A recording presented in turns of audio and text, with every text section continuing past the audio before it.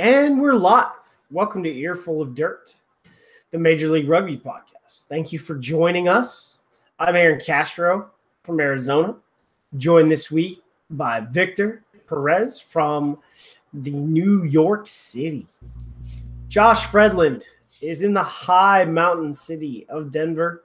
And then producer Corey Munson is in Iowa hanging out on Twitter and in the control room. So if you have questions, comments, and even concerns, go ahead and submit them live and we'll go over them. How's everyone's week been? Good. Awesome. Oh, really? Yeah, Last hey. day at my current job. Ooh, congratulations. Outstanding. Had my first day at my new job. Things are moving and shaking for all of us. Not for me, same as usual. So We had a lot of rugby this weekend. It was nice having 3 games again. Oh yeah, and then did anyone well, I guess no one can see it since all England matches are now owned by Flow Rugby. But anyone see the score of the Barbarians game? Yeah, 63-45. Man, that game was nice. I really enjoyed that match. That was a really fun match. That is what having no defense means, I guess. Oh, man. And then apparently Ben Teo got injured in training yesterday or something like that. That sucks, bro. England's continuing the downfall of 2018. So England's the next Tier 1 nation to lose to a Tier 2 nation? Apparently. So hashtag downfall 2018. But I blame Brexit. it's apparently a reason for why we have less money in the union. Supposedly, it's the exchange rate from 3 years ago extremely affected us. Interesting. But I was in Belize this weekend. That was fun. As you can tell, I'm in a sling. It did not occur in Belize. I was in a bike accident 2 weeks ago. So I began my recovery from a cabana beachside in Belize at my brother-in-law's, wedding reception type thing. It was really cool. Did you have your own cabana boy? Well, no, but the waitresses and waiters did come out to the cabana asking if you wanted drinks. That did happen. I finished a book, so that was cool. Asimov's The Foundation. Ooh. But that was my weekend. And, of course, I watched, the 3 games this weekend, so that was awesome. From Facebook. From Facebook, yeah. That was cool. watching on Facebook Live, like people kept asking on the Reddit board, hey, is it working for you? And I was like, here's the link. Like, it's working fine. I don't know why some locations don't work, but I do know that it worked in Belize. So moving on. So for those new to the podcast, each Monday night we discuss news and rumors from Major League Rugby, the United States Professional Rugby Union competition. It's a chance to discuss the issues, hear from the league and team leadership, and check in with our friends from across the U.S. rugby scene. So this week, what do we got, Josh? This week we have Austin outplayed San Diego. Got Utah winning a tight battle against Houston. Seattle steamrolling NOLA. We recap the week with our predictions. We do next week's predictions and more. Let's get to it. So, I got this one wrong. I thought Austin was going to bounce. But I didn't think San Diego was going to go straight into the ground. But that was because Austin bounced really high. In the first half, they just tore him up. And then in the second half, they really tore him up again. But they didn't score in the second half, neither team. But to be able to, hold a team scoreless for the rest of the game is pretty impressive defensively with how that worked. So I really don't get it, guys. How is it that San Diego loses 31-5 to Austin after the games they have put in the past couple of weeks, pretty much with an unchanged lineup? Excuse me. So it's incredible. I don't know what happened. I don't know if probably the guys ate something bad and that affected them.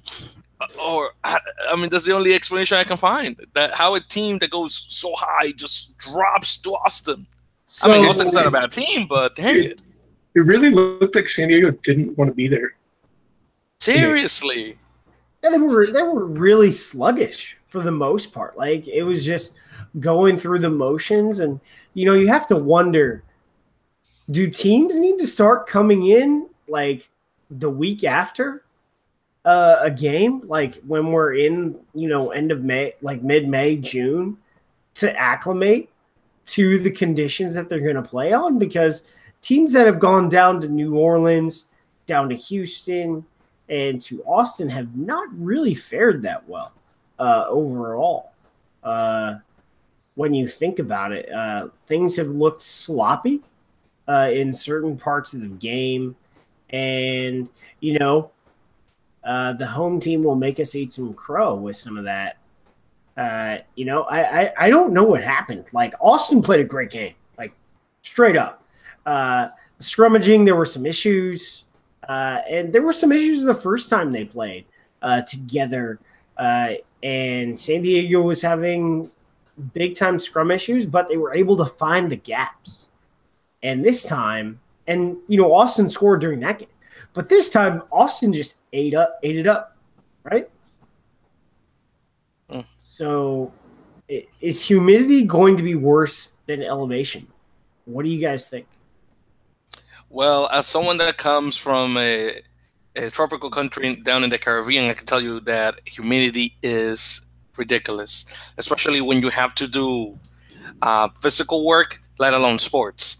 Now, I cannot talk about elevation because I have never lived in an area in a certain elevation that affected me. But in terms of humidity and heat, that's not fun.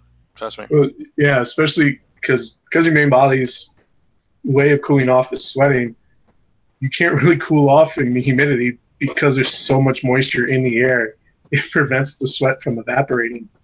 That's why I prefer elevation. I mean, I've lived here 20 years almost, and I still like it. I still like coming home better than I do going to visit my family back in Maryland. So, oh, dude, and Maryland is notorious, especially down in Baltimore. I don't know how you guys refer to it in Colorado, but in New York City we call Baltimore the armpit of America because it's just so hot down there. well, if you guys want humidity and you guys want heat, come to Phoenix in August. It'll get to like 115, and then because it's monsoon season, it's just gonna. The air is so thick, it's ridiculous. But back to the game. So what did you guys think of Zinzan's try? That was, get the steal and just. I honestly thought, I did think the kick was coming. I thought it came too late. Yeah, I mean, it was. I thought that kick was lazy, to be honest. Yeah. Leader can put the ball into play with the chip all the time. He can do it up and under. But based on how the defense was arrayed, it was an either lazy kick that he thought his guys were going to be able to run at, or if it wasn't lazy, he just completely misread the defense and he paid for it with the try of the week. Yeah. There we go. And then we had another great try, Henko Hamischis. That dude, I mean, he's always eating, right? When he got through the San Diego back line, there was, with the way the rotation was, there was nothing to stop him. And I tweeted it that I said that it was some low-hanging fruit because, once he was past the gain line, there was no one there, and he basically walked in. And it didn't look like San Diego was expecting that short line out that they ran, and we're expecting Austin to go wide. And so I think Austin must have seen something in game film that caused them to do that. And, you know, looking at SD, there really weren't there really wasn't anything bright about the game for them. Dylan Audsley had a decent game, but there just wasn't anything for me to be positive about. They got shut down in the first half, only scored 5 points. And then there was they threatened a few times, but in the second half, there was just nothing there. And which says, yeah, their defense was able to hold Austin to 0, but you're getting wrecked 31-5. So you need to do something there. So also credit to Austin for not conceding any tons of penalties that would allow San Diego to just make up in points by kicking. Mm-hmm. If I remember correctly, that's actually how San Diego has scored most of their points, is working off of penalties. And by Austin not committing so many penalties, they were able to keep San Diego on the ball and force them to play an offense instead of just going from the set piece. I think that's definitely correct because Leader and SEMA have kicked a ton of penalties. I think if we combined them both, they would be as a pair. They will have scored more points with their foot than Sam Windsor has combined. So, playing good, clean rugby is what it takes. So moving on to the SaberCats, Utah steals one. 36-30. And for me, there was a lot of scrummaging issues with this. And, I thought this game was pretty rough up in the first half for a little while. People just both teams just weren't able to get things going. And I think that says a lot about the defense. And they just grinded it out. And Utah was able to just do enough. They just built over a period of time rather than what we saw with Houston. Because do you guys think that their just fitness isn't there? Because they can score 30 points almost every game, but someone's able to score more so far in regular season play. This was a problem in the preseason at points too, but they were just able to score so much before this happened. They go through lulls. They go through a 10-minute lull in each half, and that's when their opposition is able to come back and almost take over. And then one of the other things is Kurt Morath's kicking. I would say I sort of haven't given Kurt Morath enough credit for what he did, especially against Seattle, because I was trying to figure out, because I was looking at the stats. People were talking about time of possession and how much ball Utah had in Seattle's half the previous week. And that's all due to Kurt Morath doing kicking downfield deep and giving Utah the kind of possession they need to convert. The difference here was that they were able to convert that one extra try over Houston, which is something that they were unable to do over Seattle. I don't know what's happening with the SaberCats guys, because during preseason, I won't say that they were perfect, but I think at least they were putting a show. They were winning games. I mean, got a couple of draws here and there. And then the season comes in and they lose to NOLA the first game. And I don't know what happened. It just went downhill pretty much. So I don't know what it is. Well, in this one, it looked like I remember Grant getting on me about my preseason 15 about how Houston wasn't in there. And they have shown that at points that they can be one of the best. But in this game, Scott Green took that away. It just looked weird. I mean, if it wasn't for those, Houston could have dominated this game. Yeah, so one of the things I talk about playing is I'm never going to be a ref because I am probably one of the biggest jerks to refs. But one of the things I've always said to guys I've played with that get pissed off about the ref is that penalties don't matter. The ref doesn't matter. Never let the ref dictate your actions. Always do enough to counteract whatever he's doing. If he's going to call certain penalties, you need to adjust because that means you're doing something.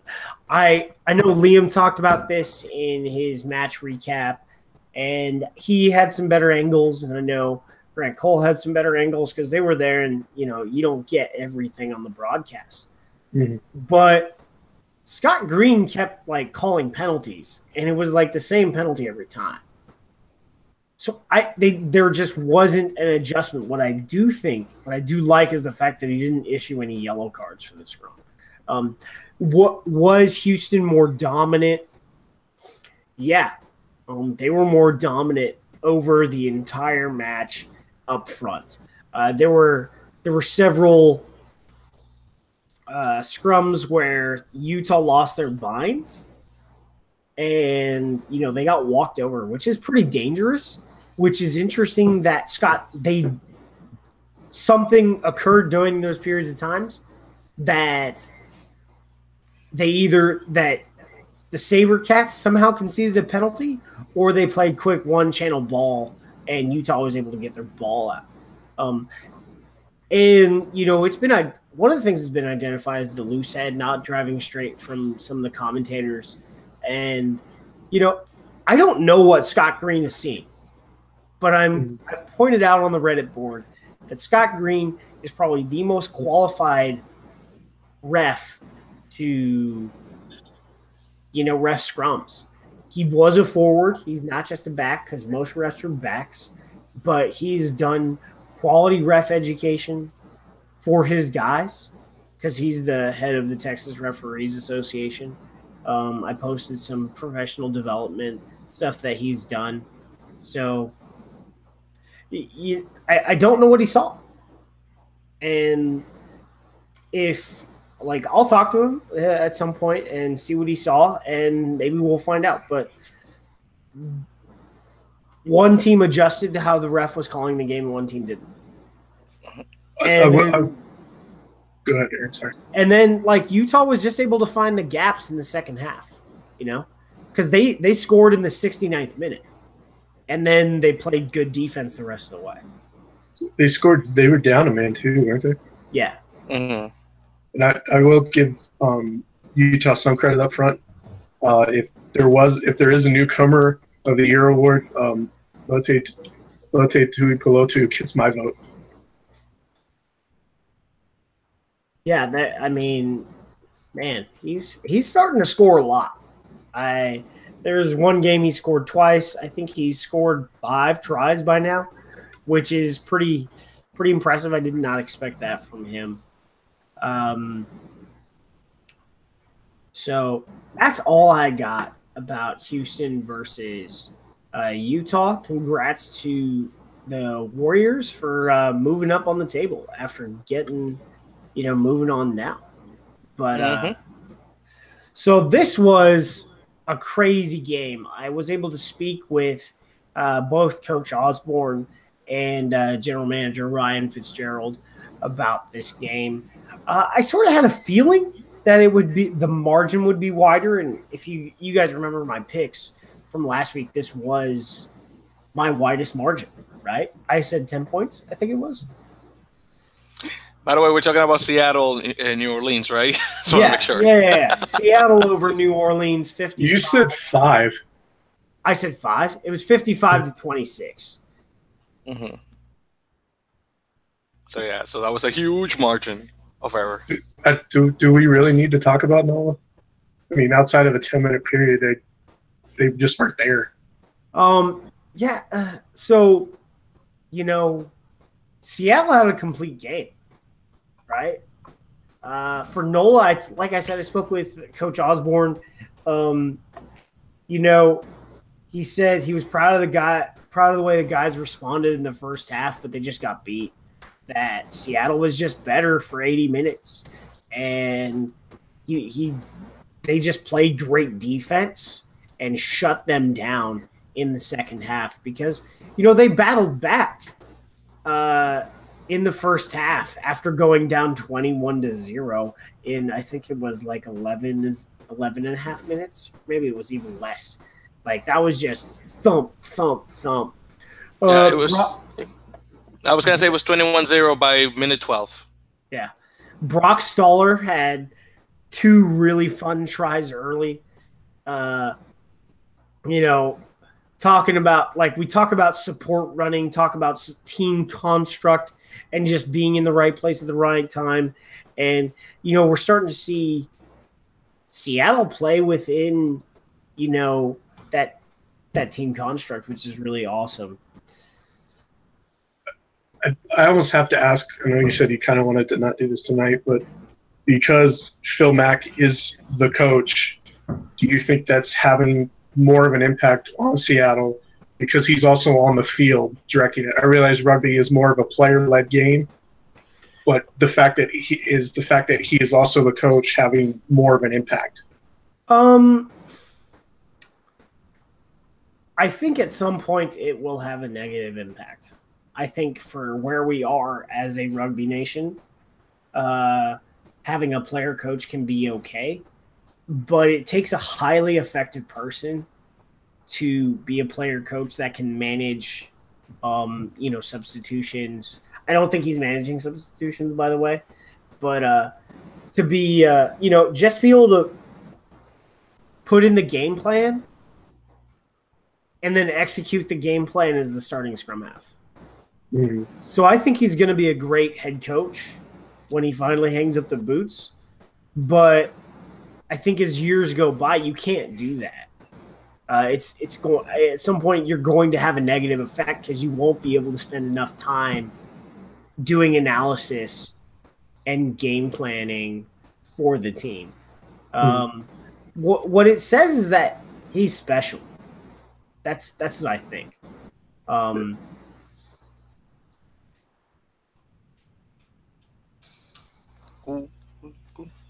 But I will say we had that MVP vote prior to the season. I think we overlooked Brock Stoller just a little bit. Brock Stoller is a hell of a oh wow. Like he was ridiculous. Mm-hmm. I see Stoller, and he reminds me a little bit of that wing from the Argentinian team, Emiliano Boffelli. A little bit like him, and also, I mean, the way they kick is also very similar. So yeah, I see Stoller and I see a little bit of Boffelli.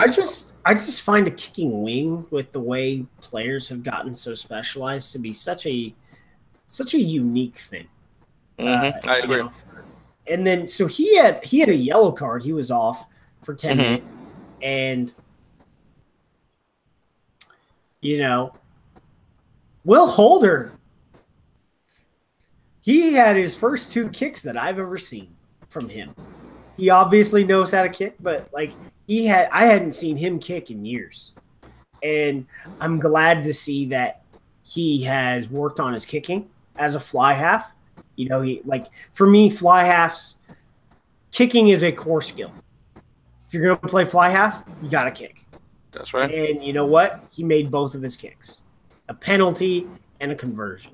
So shout out to Will Holder getting it done and putting his hand up saying, I want to be back in the Eagles squad, working on his core skills and executing those in game time. Another player that was ridiculous, Eric Duechle. The beast. 2 tries. A try assist. Pretty much, I think it would take 2 to 3 tacklers to take him down. He just ripped through past the game line several times. And, it was something. It was something good. You've seen him grow as a player in this system, which is not something he's had the chance to do when he was on his last assignment in the Air Force. It was a surprise to me that this was his first start, especially since they played him up a lot in the preseason. I guess they looked at him as an impact sub, kind of like Vili Tulatau was supposed to be. But they've had so much of an impact that they almost need to be starters.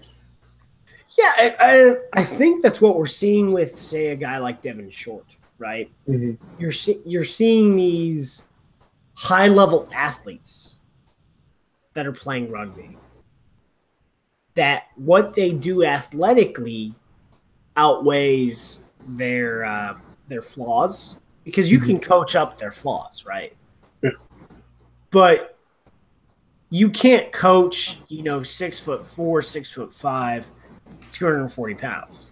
Mm-hmm. Like, if he ain't 6'5", you're only going to be able to put so many pounds on his body, right? So, and if he runs a 4.340, can't coach that either.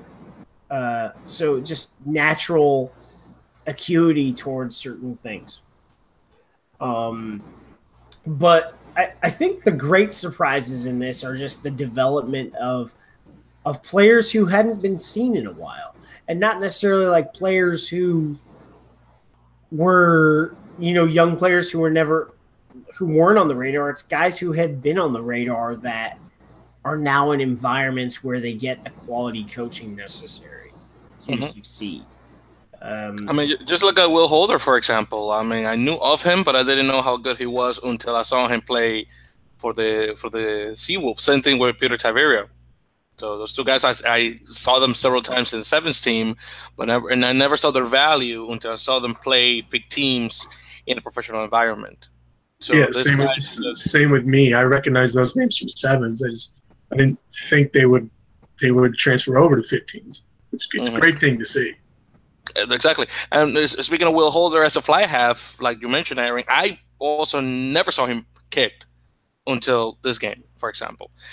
And to be completely honest with you, let's be honest with each other. USA doesn't really develop. Still cannot develop fly halves. So you still need to get foreign guys, to play for the US, to play for that specific position. So if he keeps getting good like that, he could eventually play for the US again. There's an American fly half right there. He didn't play like fly half when he was 8 years old. And I talk about this all the time. An elite athlete isn't just elite because of like his genetic makeup physically.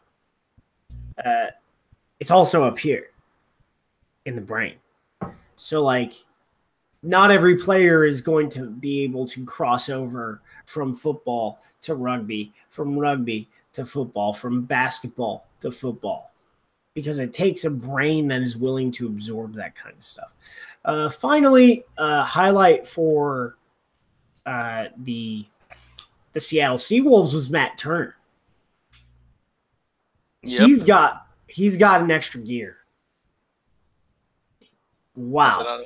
Another one that surprised me quite a lot. I did not. First of all, I thought Matt Turner was older, but he and I are the same age.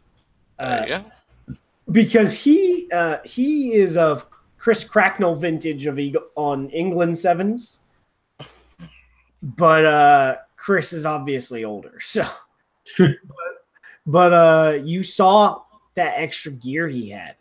That he just pressed the button and went into the try zone, evading a tackle.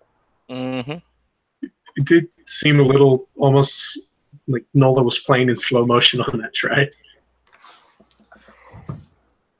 So moving on. Major League Rugby's Player of the Week. For those that want to know, yes, I did have a hand in selecting Brock Stoller as part of my role as a MLR contributor. And then you have, we said, I guess we also chose the play of the week, but there was really like 2 tries that were the play of the week, and that was Zinzan and Matt Turner's try. So I think we coin flipped and said Zinzan Alon Puddock's try was the play of the week. What was everyone's game of the week? Victor. Good. So definitely Seawolves Gold. I had a lot of fun in that one. Utah Houston will be a close second, and I mean we already talked about Austin San Diego. That one was a disappointment for me. So yeah, definitely Seawolves Gold. Had a lot of fun in that game. Oh, watching that game, I should say. I gotta say Utah Houston just because I feel, while not the best game to watch, it's I would say it's the best game to watch to introduce a new fan. If you really want to introduce a new fan, show them Houston, San Diego from a couple weeks ago. But if you had to pick a game from this week, that would probably Utah Houston would probably be the best game, just because it had that back and forth action. It wasn't a runaway like Seattle's game was. Yeah, that's nice to watch, but I kind of like the drama. I went with Utah Houston as well. I really enjoyed. I guess for me, part of the problem with this weekend is I felt like most of the games I enjoyed about 20 to 30 minutes of each game. And that was, especially true with the Austin San Diego game. I mean, outside of the very start of the game, there just wasn't much to enjoy there. It was just a beatdown. But I said Utah over Houston just because there was a little bit of that drama. There was a question about whether Utah was going to come back right there, or Houston was going to come back right there at the end, and I thought they really had a shot. But and I also, for me, Houston had one of my tries of the week. It was early on, and I'm sorry for not writing down the numbers, the guys who did it, but it was a long series of phases to get it into the try zone, and it just was a lot of guys really playing as a team, working hard to make that happen. And so I really enjoyed that try. And yeah, I should have written down who exactly that was. So I chose Seattle versus New Orleans. I was sort of happy about being wrong about Friday's pick. I did pick San Diego by 5. Obviously, wearing that Austin Elite. I was very happy to see them win. And in the same fashion they did. I did not expect that. But back to Seattle versus New Orleans, it was just domination. And it set up a showdown between Glendale and the Seawolves for, the title. Because right now, because they've played another game, the Seawolves are on top of the table, and the Raptors are coming out of a bye week. 2 bye weeks. So they've basically been off for a month. So let's revisit our week 6 predictions. Austin over San Diego, 31-5. I had San Diego by 5. Josh. I had San Diego by 18. I guess I did it by 14. Could not be more wrong about that. I beat all y'all. I had San Diego by 21. Well, I got the 5 right. So that. And this next one I got right on the dot. This was insane. Utah over Houston, 36-30. I was off by 1. I had Utah -7. I had Utah -3. I also had Utah -7, so there we go. We were also off by 1. And I had Houston -7, so I was off by 13. And then final match, Seattle over New Orleans, 55-26. I had Seattle -5. Although I will go point out that I looked into the EOD pool on Super Brew, and I had picked Seattle by 10. So, I I wasn't true to my pick. It's Seattle -7. So. There you go. I got Seattle by 14, so it was just a bit close. Just a bit. Yeah, I was right there with Victor. I had -14 for Seattle, so I was pretty confident they were going to win. No idea it was going to be by that much. So, closest one for this week was Victor and I for Utah over Houston. Let's go into next week's matches. Week 7 matches are on Friday, Saturday, Sunday. Utah visits Austin. I've got Utah -5. Got Utah -10. And Utah -7, I have. And I'm going to say Austin -7, just to be contrarian. And so the reason why I picked Utah is that their growth has been gradual, whereas Austin has been a bit of a yo-yo. They'll go up and then they'll go down. So that's the rationale behind that. I would love to see them win at home, but that's what I think is going down. Then we've got on Saturday, Seattle visits the SaberCats for your big, ugly game of the week. There's going to be a lot of stake in this one. This is going to be a game for the front three. I'm telling you. Like, I have to say, as far as packs are concerned, these are the best front rows in the league from what I can see right now. Yeah. So Josh. I said Seattle -7. I had you mentioned the humidity and the heat earlier. Since they're going to Houston, they only won by 2 in New Orleans, so I'm only going Seattle -3. I'm going to give the Seawolves the benefit of the doubt. I'm going to say they will win by 10. Now, in terms of importance, I think the most important game right now, guys, as it stands, will be June 16, Seawolves against Glendale at Glendale, since those two teams right now are 1 and 2. So if both of them keep winning, that will be definitely the match to find out who stays on top.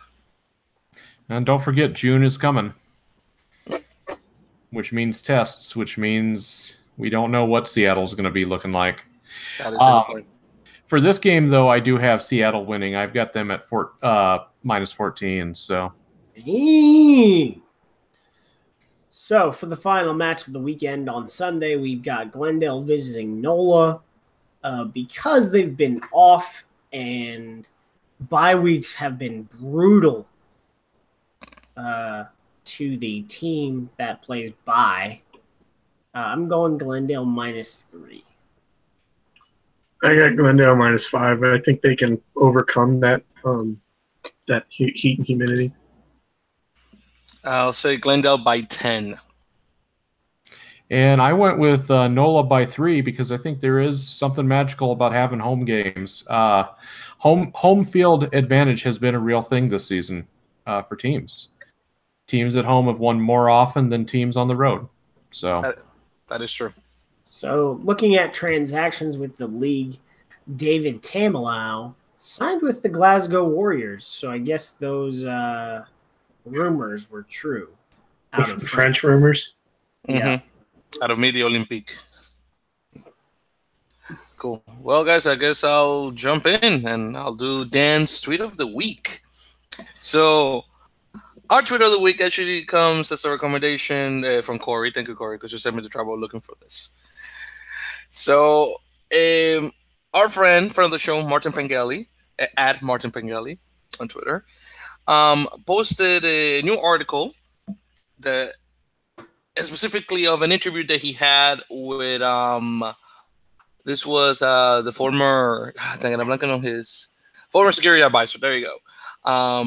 Let me see. I'm blanking on his first name now. I know his last name is McMaster. HR. Yeah. HR McMaster? Does his name HR McMaster? Oh, okay. His name is Herbert, but he goes by HR. Yeah, Herbert sounds. Yeah, HR sounds so much better than Herbert. So HR McMaster, talking about his history with rugby. He's actually he was a rugby player out of West Point, and he was talking about his history with the sport and how he has used that in his work, in his professional life. A couple of other interesting topics as well. Now, the actual tweet is as follows. And this quote on CBS Sports, there is a USMLR, the new US Pro competition, and then HR says that is some really good #rugby. McMaster says I have watched the Legion. Excuse me, I watched Legion play Houston SaberCats. It was a great match. Came to the last minute, super high scoring. So I'm really glad to see that Mr. McMaster is enjoying a USMLR, and hopefully a lot of other people that played rugby during their college years will mention it a bit more of the league. It's definitely, that's a good PR. So again, that is tweet of the week. So I went ahead, jumping to the next thing, I went ahead and compiled the list of all of the appearances and starts for the league this year, team by team. I posted the Google Doc on the Major League Rugby subreddit r/ML Rugby. Interesting. Austin and Glendale have used the least amount of players at 27, while San Diego and Utah have used the most at 33. So that's really interesting, and thanks for your work on that, Josh. That was really interesting stuff. Some great stuff. Make sure you keep working on that so that it's clear through the season. I will give a shout out to America's Rugby News, because they actually helped. They helped a lot with that, because in the recaps they mentioned whether or not a sub went into the game. So hopefully by the end of the season we'll get back on that and see how it turned out. So moving on to views, news, and abuse. So I confirmed this happened. I don't really know why, but I know that San Diego did not attend the social following the game against Austin. There were some things said that handshakes were not exchanged, but I confirmed with an Austin source, an Austin fan source, that handshakes were exchanged. However, I know that the Legion was hurried off the field, and I heard I don't know why they didn't attend the social. So it's out there on the news sources, so I just wanted to point that out. And the next one is the Eagles are in minicamp. They were reported to camp yesterday, except for Ali Khalifi, who played on Sunday. He reported to, well, not yesterday, Sunday. And Ali Khalifi, who played on Sunday, flew to camp on Monday morning. And they get released on Thursday to their MLR teams so that they can play this weekend. And then all players who report back to camp in Colorado following the games this weekend will not be released through the end of the tour. So at least we get that one game, right? So that's important. Even if they're not selected, Ellie? Well, for this weekend, there's no game, so everyone gets released. Yeah, but during the tour, if they're not selected, they will not be released for those 3 weekends. Yeah. So, yeah. I wanted to mention real quick before we move on to questions too. On Friday, this kind of got lost in the shuffle of the weekend, but we did release our mid-season MLR journalists standing polls, just kind of our wrap-up, talking to about 20 Major League Rugby and U.S. Rugby journalists about what they felt the standings of the team should be, beyond what just the points will tell you. So We got some interesting results, especially considering the matches this weekend. So I'll just go through it real quick. Our standings as of last Friday had it Glendale number 1, Seattle number 2, San Diego number 3, NOLA number 4, Utah number 5, Houston number 6, and Austin number 7. And just comparing that to the current standings, I'm looking over here on USMLR's site. They have Seattle in first, Glendale second, Utah third, Austin fourth, making a big move this weekend. NOLA fifth, San Diego sixth, and Houston seventh. So there's a little bit of divergence there. I mean, the middle's still the middle, the bottom's still the bottom, except for Austin. But I think one thing, as folks have been really talking a lot about Seattle's move, it's important to remember that now, because of the bye week, Seattle's played one more match than Glendale has. And Glendale remains undefeated. And if they go on to win this weekend, they'll still be undefeated, and Seattle will still have one loss on their record. So the standings are a little bit, the numbers are a little bit, it's not quite accurate, I guess, as to what the reality of maybe the quality of the teams are. And so that's one of the things I really like about the poll we conducted, which is available and up for viewing on our blog at earfulofdirt.com. You guys can check that out anytime. It kind of it cuts through just the points and the bye weeks and all that, and kind of just speaks to the overall quality right this moment of the teams.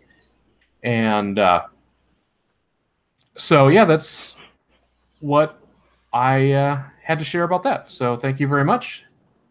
I think that's a great exercise, and then we'll come back to that at the end of the week. The freaking season. Wow. Painkillers, right? Actually pain, because I think my painkiller has worn off. So on to the last segment of the show. Corey. Absolutely, guys. It is time for one of my favorite sections. It's time for questions from Bob. And though Bob himself didn't send in anything this week, not sure what he's up to, we had a lot of other great questions come through. So, leading us off, we got Flippity Floppity 10, who's made many appearances. One of the best screen names, by the way. Flippity Floppity 10 wants to know, do you think the league champs will be invited to the White House, some other professional teams? Well, I mean, if McMaster was still there, maybe. Mm-hmm. I hope so. That would be fun, That would be fun. Does the winner of the Professional Lacrosse League get to go to the White House? I don't know, but when Trump was honoring collegiate teams this last year, the Penn State women's rugby team was the first rugby team ever honored by a sitting president. The other women's rugby team that was honored by someone that lived in the White House happened to be First Lady Barbara Bush, honoring the 1991 World Cup women's rugby team. So, well, going back to H.R. McMaster real quick, he's actually handing out the trophy at the CRCs this weekend. Yeah, so the Pete Dawkins Trophy, the MVP trophy of the, I think that's the MVP trophy. Maybe I think it is. He will be handing that out to the winner, so that will be really cool. All right. Next up, from Captain Duckbeard, he wants to know, will trades be allowed in MLR? Name checks out. Well, they already have. Pakistanasi Afu was traded from Austin for assets, undisclosed assets. Mm-hmm.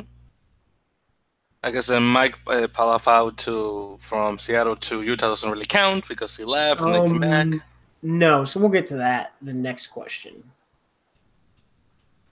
Well, speaking of the next question, Say wants to know, What's the story with Mike Pelafau? Powerful. Palifau. I know he left Seattle for Utah, which was not a publicized move, as I recall. This is all coming from Saint Knee. And I have not noticed him in a recent Utah lineup. So what's going on there, guys? This is what I got. So Mike's dealing with a family illness that I guess forced him and his family to relocate from Seattle to be with the rest of their family in Salt Lake City area. He was released by the Seawolves, and I guess that he was able to be signed by the Warriors. Why he has not been in the lineup the last 2 weeks? Maybe he got hurt against Austin? Question mark? I don't know. There really hasn't been much on him since that one game. Well, to be fair, him and Fitu Vine Nicolo basically traded spots, and they haven't really substituted him out. Yeah, big time. So. All right. The last question of the night actually comes from Tobar the Gypsy. That's kind of a stupid username, if I ever heard one. Tell me about it, right? Yeah, whatever. Okay, Dan.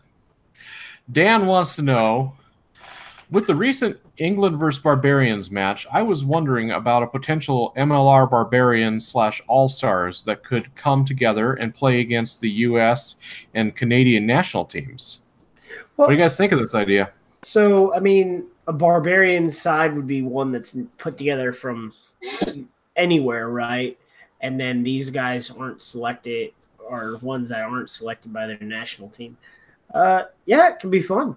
And then you play this game as a warm-up before the tour. Yeah, why not? I said the other day, I guess a couple weeks back, a great warm-up fixture would be the MLR Exiles versus the Eagles before the Eagles went on tour. I like the idea. Yeah. I remember the USA Canada qualifier in San Diego had the U.S. Women's Eagles play the WPL All-Stars. Mm-hmm. That's right. Man, that was a massacre, by the way. That was a massacre of a squad. It was Fictus of 0 or something like that. Yeah, I was there. It was rough. It was rough. Yeah, seriously. All right. I think that about wraps it up tonight. So let's go home. Beautiful. Anyone else wants to say anything? Speak now or forever hold your peace for 6 days. Well, I guess that's a good point. Thank you guys for tuning in on a special Tuesday night edition. And I hope you all had a good and respectful Memorial Day weekend. If you celebrated. Yep, an opportunity to relax a little, maybe enjoy some friends and family, but also remember why we celebrate this holiday and keep the memories of those who have served and given the ultimate sacrifice, keep those memories alive. So, that's about all of my final thoughts. We'll be back on Monday night, back to our normal schedule next week, so look for us then. Thank you. Definitely. So, guys, just to let us out, thank you for joining us for another great episode of the Earful of Dirt Major League Rugby podcast. That was episode 38, everyone, by the way. Make sure to subscribe to our YouTube channel at Earful of Dirt Podcast. On top of that, also like us on our social media accounts on Facebook, Twitter, and Instagram, all of them at Earful of Dirt.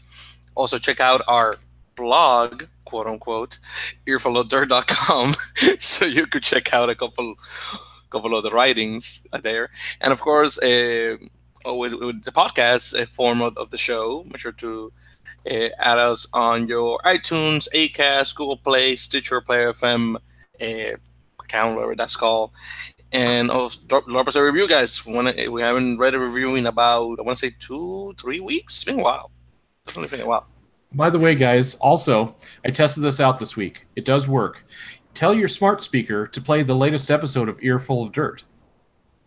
Seriously, just ask Alexa or Google or whoever. Okay, we'll do. I need to try that. Alexa, play me Earful of Dirt. So playing Earful of Dirt. I need to try that. Also, guys, make sure to call us on our phone number. Drop us a voicemail, which we still haven't gotten that. Like, it's incredible. By the way, phone number is 1-720-600-2679. Again, please drop us a message on that. We definitely want to put it out loud. Again, 1-720-600-2679. Also, before I forget, the live streams are done on Mondays, usually 10 p.m. Eastern, 7 p.m. Pacific time. So with that said, everyone, thank you for listening. Once again, my name is Victor. That was Corey. That was Josh. That was an injured Aaron Castro, which I wish him a speedy recovery. And we'll see you guys. Well, we'll hear you and see you as well if you're watching the video next week. Gracias.